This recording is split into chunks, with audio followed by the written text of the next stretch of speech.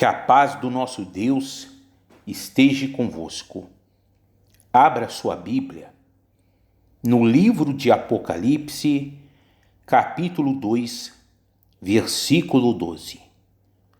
Lembrando que nós estamos estudando as 7 cartas que foram escritas para as 7 igrejas da Ásia Menor que se encontram aqui no livro de Apocalipse. E hoje nós iremos estudar e meditar a respeito do conteúdo que foi dirigido para a igreja que se encontrava em Pérgamo. Diz o seguinte, Apocalipse 2:12. Ao anjo da igreja em Pérgamo escreve estas coisas. Diz aquele que tem a espada afiada de 2 gumes. Essa espada afiada de 2 gumes que o Senhor Jesus está falando é a palavra de Deus que julga, que avalia o ser humano. Continuando 13.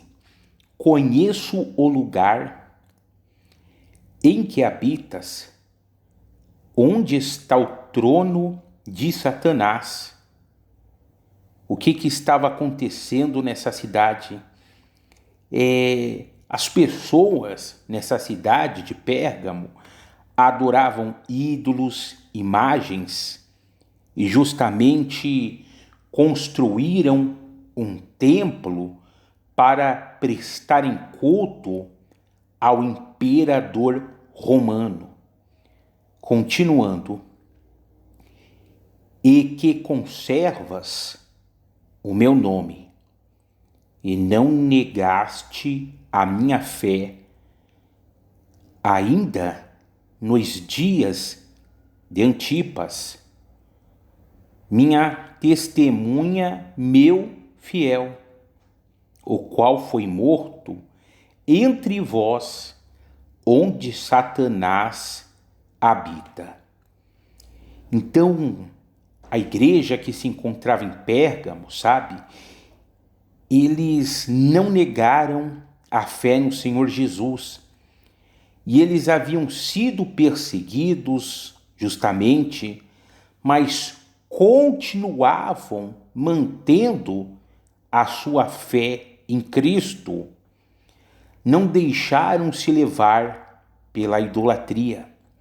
E outra coisa que nós lemos aqui, que Antipas, um bispo, ele foi morto justamente nessa cidade de Pérgamo. Ele foi martirizado por causa da sua fé no Senhor Jesus. Continuando, versículo 14. Tenho, todavia, contra ti algumas coisas, pois que tens aí os que sustentam a doutrina de Balaão, o qual ensinava a Balaque a armar ciladas diante dos filhos de Israel, para comerem coisas sacrificadas aos ídolos e praticarem a prostituição. Então agora, o que estava acontecendo do lado de dentro dessa igreja, em Pérgamo? Haviam algumas pessoas que estavam, como Jesus aqui disse, sustentando a doutrina de Balaão. E qual que foi a doutrina, o ensino de Balaão? O que Balaão fez? Balaão, ele tentou amaldiçoar o povo de Israel amando de Balaque, mas ele não conseguiu. E como ele não conseguiu amaldiçoar o povo de Israel, ele deu um conselho para Balaque. E qual que foi o conselho? Para que Balaque enviasse mulheres midianitas e que essas mulheres seduzissem os homens de Israel e levassem os homens de Israel, no caso, a praticarem idolatria. E justamente quando isso aconteceu, veio uma praga sobre Israel. Então ali haviam algumas pessoas que elas estavam comendo coisas que haviam sido apresentadas para ídolos, para imagens. Ou seja, algumas pessoas dentro dessa igreja estavam envolvidas com a idolatria, com a prostituição espiritual. Versículo 15, continuando.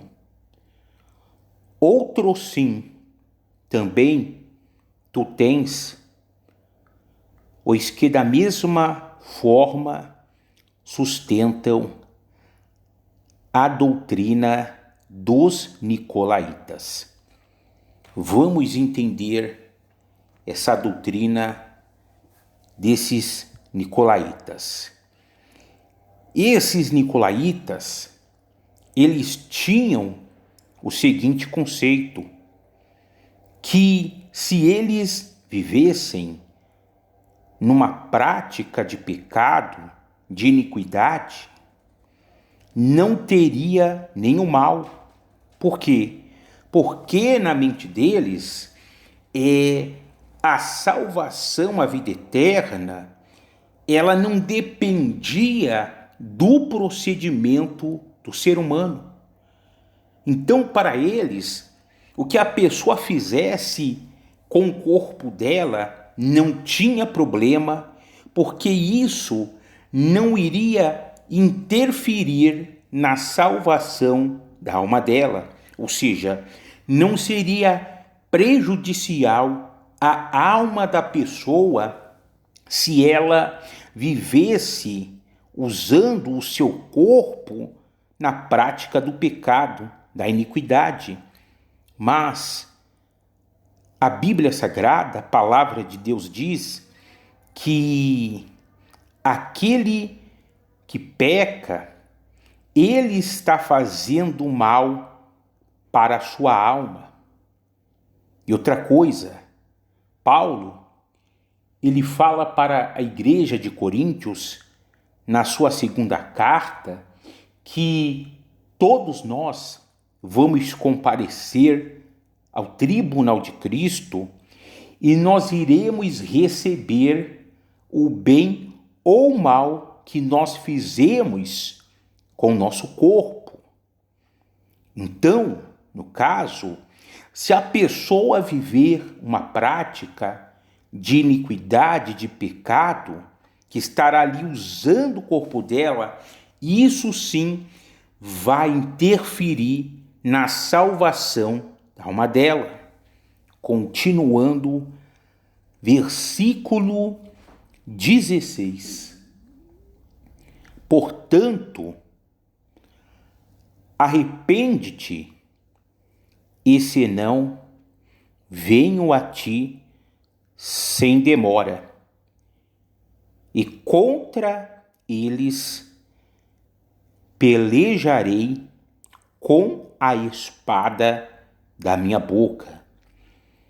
Ou seja, aqueles que estavam sustentando essas doutrinas dos nicolaítas de Balaão, se eles não se arrependessem, Jesus iria pelejar contra eles. E quando ele diz com a espada da minha boca, ele está falando do julgamento. Então essa palavra, ela foi até Pérgamo para corrigir algumas pessoas dessa igreja. Continuando, versículo 17.